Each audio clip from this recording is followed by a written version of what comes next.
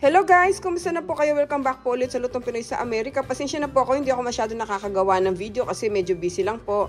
Pero for today's video po, tayo po ay magluluto ng ginisang sayote with chicken and shrimp. Ito po yung mga kakailanganin natin sangkap. Meron po tayo diyang mantika, bawang, sibuyas, red bell pepper, paminta, patis, celery, carrots. Tapos ito po yung ating manok, hipon, tubig, at yung pong ating sayote na lulutuin. Sa mga bago po dito sa aming channel, sana po mag-subscribe kayo sa Lutong Pinoy sa Amerika at pakicheck nyo po yung other videos namin. Maraming salamat po at umpisa na po natin ang ating pagluluto. Nagpainit na ako dito ng pan, nilagay natin yung ating mantika.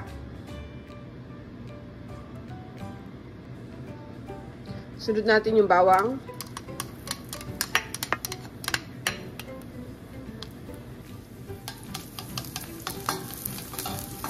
Ilagay ko na yung sibuyas.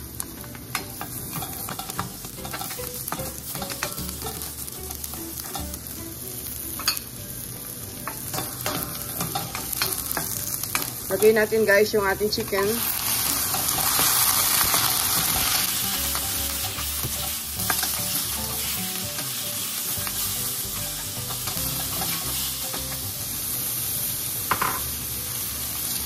Lagyan na natin siya ng paminta.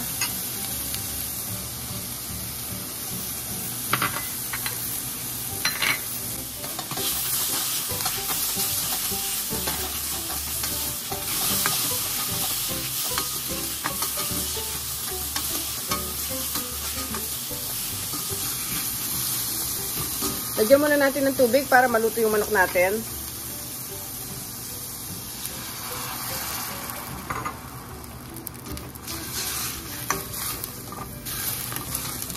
Tapos lagay natin takip. Pakuluan muna natin to hanggang maluto yung manok at mawala yung dugo niya.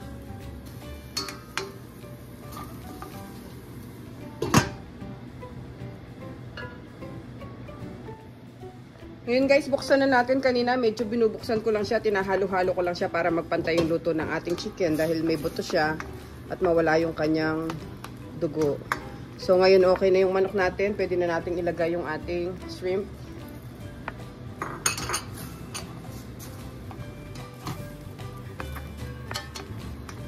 Ngayon pwede na natin siyang timplahan ng patis. Tapos isasabay ko na rin yung sayote.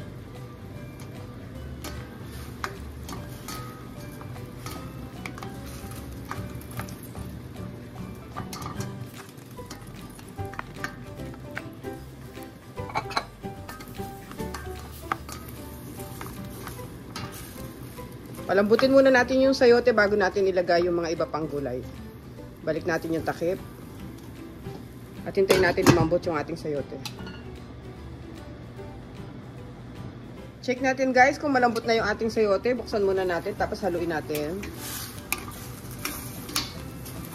Yan, medyo matigas pa siya so tatakpan pa natin ng mga 2 to 3 minutes.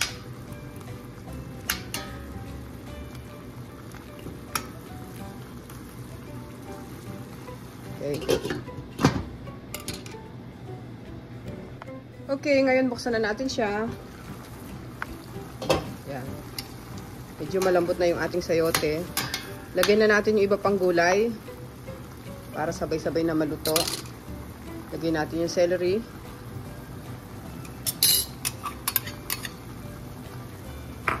Carrots. At yung red bell pepper. Haluin muna natin.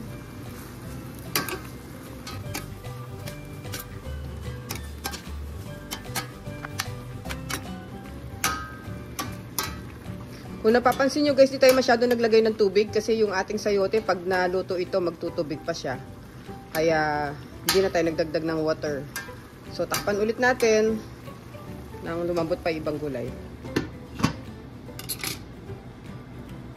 Okay guys, check na natin yung ating ginisang sayote. Yan, luto na yan. Pwede na natin siyang i-off at ilagay na natin siya sa ating serving plate.